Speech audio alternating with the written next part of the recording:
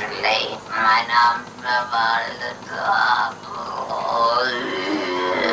bist du? Judas. Fleischmann Ich muss jetzt gehen. in die Hölle. Und du weißt noch, was du zu sagen hast? Ja.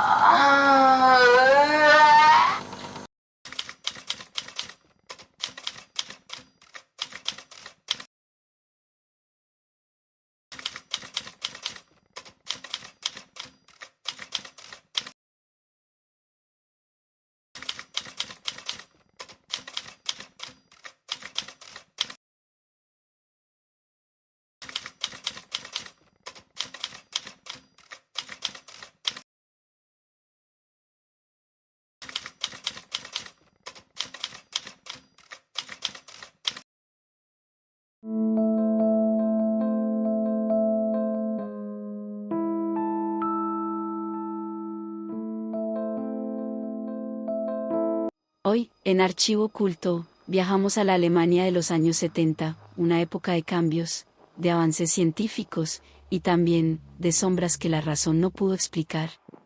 En un pequeño pueblo de Baviera, una joven llamada Annelies Michel comenzó a experimentar algo que escapaba a toda lógica. Primero fueron desmayos, luego visiones, y pronto, voces que decían venir del infierno. Los médicos aseguraban que era epilepsia. La iglesia, en cambio, veía señales de posesión.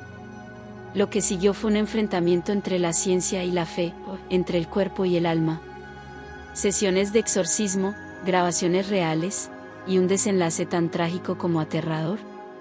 Décadas después, su historia inspiraría la película El exorcismo de Emily Rose, pero lo que ocurrió en la vida real fue mucho más perturbador.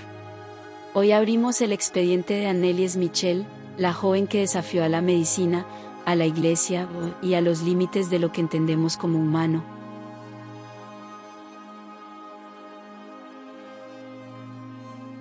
Antes de que su nombre quedara marcado en la historia como símbolo del horror y la fe, Annelies Michel fue simplemente una joven alemana con sueños, metas y una vida profundamente religiosa. Nació el 21 de septiembre de 1952, en Leibelfing, un pequeño pueblo rural en Baviera, al sur de Alemania Occidental. Era la segunda de 4 hijas del matrimonio entre Joseph y Anna Michel, una familia católica conservadora, con una fe tan fuerte que definía cada aspecto de su vida cotidiana. Su padre, Joseph Michel, era un hombre trabajador, estricto, de carácter reservado, que había servido como soldado durante la Segunda Guerra Mundial. Tras el conflicto, se dedicó a la agricultura y a mantener a su familia bajo una disciplina férrea. Su madre, Anna Michel, era una mujer profundamente devota, marcada por la culpa y la religión. Antes del matrimonio, había tenido una hija fuera del matrimonio, algo que en la Alemania católica de la posguerra se consideraba una vergüenza. Esa carga moral acompañó a Anna durante toda su vida, y la llevó a educar a sus hijas bajo un sentido extremo del deber religioso, la pureza y el arrepentimiento. Annelies se creció en ese entorno, un hogar donde se rezaba todos los días, donde la confesión era una rutina, y donde el pecado se veía como una amenaza constante. Desde pequeña mostró una fe inquebrantable. Iba a misa incluso entre semana, rezaba el rosario a diario y soñaba con dedicar su vida al servicio de los demás. En la escuela era una alumna brillante, reservada y muy disciplinada. Sus profesores la recordaban como una joven educada y tranquila, y sus compañeras la describían como una chica amable, algo callada, pero siempre dispuesta a ayudar a los demás. En 1973, se mudó a la ciudad de Usbok para estudiar pedagogía en la universidad. Quería ser maestra, y sus notas eran excelentes. Parecía tener un futuro prometedor, una vida guiada por la fe, el esfuerzo y la bondad. Pero bajo esa calma cotidiana, algo comenzó a quebrarse. Primero fueron los desmayos, luego las visiones, y pronto, una oscuridad que nadie en su entorno supo explicar. Así comenzaría uno de los casos más perturbadores de la historia moderna, el de la joven bávara que pasaría de ser una estudiante ejemplar, a convertirse en el rostro de uno de los exorcismos más aterradores jamás documentados.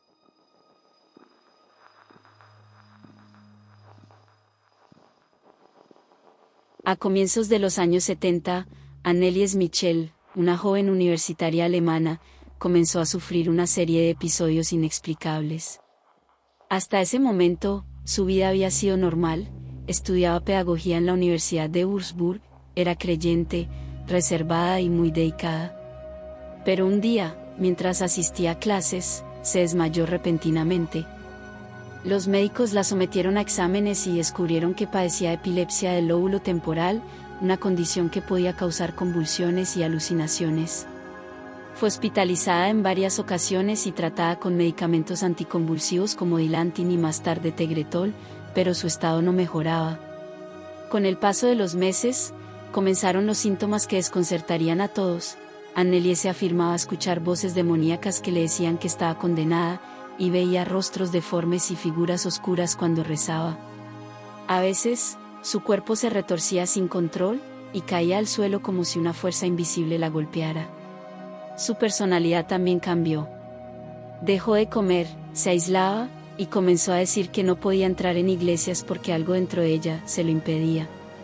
Durante las misas, decía sentir una presencia que la dominaba, y empezó a desarrollar una aversión violenta hacia objetos religiosos. Los médicos insistían en que se trataba de un trastorno psiquiátrico, posiblemente una psicosis epiléptica, y recomendaron continuar con el tratamiento. Pero su familia estaba convencida de que no era una enfermedad, sino una posesión demoníaca. En 1973, los Michel comenzaron a buscar ayuda en la iglesia. El primer sacerdote que conoció su caso fue el padre Ernst Alt, quien, tras reunirse con ella, afirmó que Annelies no se comportaba como alguien enferma, sino como alguien poseída. Alt aseguró que había presenciado comportamientos y expresiones que no podía explicar racionalmente, y pidió autorización para realizar un exorcismo formal. Durante más de 2 años, la iglesia rechazó la solicitud, exigiendo pruebas más claras de posesión. Mientras tanto, el estado de Annelies empeoraba. Dejó de comer alimentos normales, bebía su propia orina, dormía en el suelo, y pasaba horas de rodillas rezando o gritando sin sentido. Afirmaba estar habitada por varios demonios, entre ellos el primero, Lucifer, el líder de todos, quien se presentaba como el príncipe de los demonios. Decía ser el más poderoso dentro de Annelies y el que ordenaba a los demás.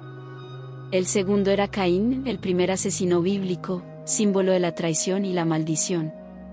En las grabaciones, esta voz se mostraba desafiante, burlona y violenta. El tercero era Judas Iscariote, el apóstol que traicionó a Jesús. Su voz era descrita como desesperada y doliente, alegando estar condenado y sin posibilidad de redención. El cuarto, Nerón, el emperador romano recordado por su crueldad. En los audios, se identificaba como una presencia autoritaria, que decía disfrutar del sufrimiento humano. El quinto, Belial, un demonio mencionado en textos apócrifos como símbolo de arrogancia y corrupción. Se expresaba con desprecio hacia lo sagrado, y afirmaba haber inspirado a muchos a apartarse de la fe. Y el último, Fleischmann, el espíritu de un antiguo sacerdote alemán del siglo XVI, que según los demonios fue excomulgado por su comportamiento violento y blasfemo. Su presencia fue una de las más inquietantes, hablaba en un tono rencoroso, con frases entrecortadas y burlas hacia los exorcistas. En ocasiones, Annelies también mencionó otras presencias menores, algunas de ellas fueron Hitler. En una de las grabaciones, una voz que se burlaba con tono sarcástico dijo ser el mismo Hitler. No volvió a aparecer con frecuencia, y los sacerdotes pensaron que podía ser una burla del demonio principal para provocar horror.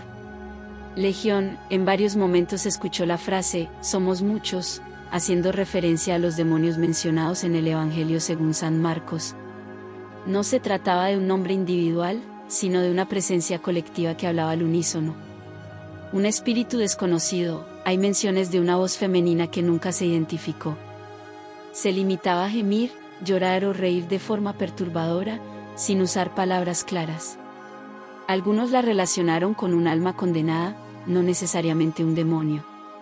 Presencia animal o inhumana. En las últimas sesiones, cuando Annelies estaba muy debilitada, las grabaciones captaron gruñidos y sonidos guturales que parecían proceder de varias bocas a la vez. Los sacerdotes notaron que el tono de su voz podía cambiar de agudo a grave en segundos, lo que atribuyeron a fuerzas múltiples actuando simultáneamente. En total, se cree que entre 6 y 11 entidades diferentes se manifestaron durante las 67 sesiones, aunque solo las 6 principales fueron mencionadas oficialmente en los informes eclesiásticos. Finalmente, en septiembre de 1975, el obispo de Würzburg, Joseph Stangl, autorizó el rito del exorcismo según el ritual romano de 1614. Los encargados fueron los sacerdotes Ernst Alt y Arnold Renz. Entre septiembre de 1975 y julio de 1976, se realizaron 67 sesiones de exorcismo, la mayoría de ellas grabadas en cintas de audio que aún existen. En esas grabaciones, se escuchan gritos desgarradores, cambios de voz profundos, y frases pronunciadas en latín, alemán antiguo e incluso dialectos desconocidos. Durante las sesiones, Anneliese se decía alternar entre diferentes entidades, cada una con su propio tono de voz y personalidad. A veces hablaba de sí misma en tercera persona, otras, insultaba a los sacerdotes o se reía con un tono que ninguno de los presentes pudo olvidar. Su salud se deterioró rápidamente. Dejó de comer por completo, asegurando que los demonios se lo prohibían. Sufría desnutrición severa, lesiones en las rodillas por pasar horas rezando de rodillas, y agotamiento extremo. El 1 de julio de 1976, Anneliese Michel murió en su casa de Klingenberg am Main, pesando apenas 30 kilos. El certificado médico indicaba desnutrición y deshidratación severa como causa de muerte. Tras su fallecimiento, el caso conmocionó a Alemania y al mundo. Sus padres, Joseph y Anna Michel, junto con los sacerdotes Alt y Renz, fueron acusados de homicidio negligente. Durante el juicio, en 1978, la defensa argumentó que Anneliese había pedido expresamente el exorcismo, convencida de estar poseída, y que sus padres actuaron movidos por la fe, no por negligencia. La fiscalía, por su parte, sostuvo que su muerte fue el resultado de la omisión de atención médica adecuada y del abandono físico al que fue sometida. El tribunal los declaró culpables de homicidio por negligencia, pero debido a sus creencias religiosas y a que consideraron que actuaron con buena fe, la sentencia fue leve, 6 meses de prisión suspendidos y 3 años de libertad condicional. El caso generó un debate internacional: ¿había sido una víctima de una enfermedad mental mal diagnosticada, o realmente una posesión demoníaca documentada? Décadas después, su historia inspiraría la película El exorcismo de Emily Rose, 2005, que recreó los hechos desde la perspectiva del juicio. Desde entonces, Anneliese Michel se convirtió en un símbolo de la delgada línea entre la fe, la medicina y lo inexplicable. Su tumba en Klingenberg aún es visitada por creyentes, curiosos y escépticos, que dejan flores, rosarios y mensajes, como si, de algún modo, su historia siguiera viva.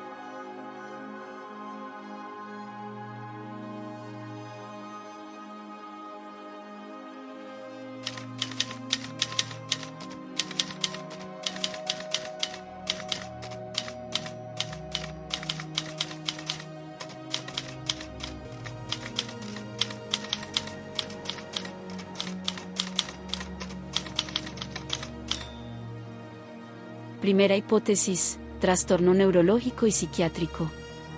La explicación más aceptada por la medicina es que Anneliese padecía una combinación de epilepsia del lóbulo temporal y trastorno psicótico con rasgos religiosos. La epilepsia del lóbulo temporal puede provocar alucinaciones auditivas y visuales, así como experiencias místicas intensas. A eso se habrían sumado efectos secundarios de los medicamentos y un entorno familiar profundamente religioso que interpretó sus síntomas como posesión. En este escenario, las voces que escuchaba, las visiones, y su rechazo a los objetos sagrados serían manifestaciones psicológicas, no sobrenaturales. Muchos expertos sostienen que Anneliese necesitaba atención psiquiátrica continua, y que la interrupción del tratamiento médico durante los exorcismos fue lo que terminó llevándola al colapso físico y mental. La segunda hipótesis, la que sostiene la Iglesia y muchos creyentes, es que Anneliese fue víctima de una posesión real. Los sacerdotes Ernst Alt y Arnold Renz, que realizaron los exorcismos, declararon haber presenciado cosas imposibles de explicar, cambios radicales en la voz y el rostro de la joven, fuerza desproporcionada para su cuerpo debilitado, conocimiento de idiomas que nunca había estudiado y una resistencia física fuera de toda lógica. Además, las grabaciones originales del exorcismo muestran momentos en los que Anneliese se habla en plural, identificándose como múltiples entidades, Lucifer, Caín, Judas, Nerón y otros. Para quienes creen en lo sobrenatural, esas pruebas son suficientes para afirmar que su caso fue auténtico. La tercera hipótesis es influencia cultural y sugestión colectiva. Otra línea de análisis plantea que el caso fue el resultado de una sugestión psicológica colectiva. Tanto Anneliese como su familia y los sacerdotes habrían caído bajo una misma creencia compartida, la de que estaba poseída. Varios psicólogos han señalado que la joven creció en un entorno donde el pecado, el castigo y el diablo eran ideas presentes desde la infancia. Esa presión religiosa constante habría moldeado su percepción de la enfermedad, convenciéndola de que era víctima de fuerzas malignas. Con el tiempo, la familia, al ver que la medicina no funcionaba, reforzó esa creencia, creando un círculo cerrado de fe, miedo y desesperación que terminó en tragedia. Y la última hipótesis es negligencia médica y fanatismo religioso. También existe una interpretación más crítica, que la combinación de negligencia médica y fanatismo religioso fue lo que realmente la llevó a la muerte. Anneliese dejó de recibir atención médica adecuada, su alimentación fue descuidada, y las sesiones de exorcismo, prolongadas y agotadoras, debilitaron un cuerpo ya deteriorado. Para muchos investigadores, su fallecimiento no fue obra de fuerzas sobrenaturales, sino el resultado de decisiones humanas equivocadas. Y aún así, hay algo que ni la ciencia ni la fe han logrado explicar por completo: las grabaciones. Las voces, los cambios de tono, y las palabras dichas en idiomas que nunca estudió. ¿Podría una mente en crisis imitar tanto horror, o había algo más hablando a través de ella? Esa es la pregunta que sigue flotando medio siglo después. Anneliese Michel se ha convertido en un símbolo, para unos, una víctima del fanatismo y la incomprensión médica. Para otros, una mártir que enfrentó verdaderas fuerzas demoníacas. Y para todos, una historia que nos recuerda que el miedo más profundo es aquel que desafía la razón misma. El expediente que cerramos hoy nos recuerda que el verdadero horror no siempre nace del infierno, sino de aquello que la mente humana no puede comprender.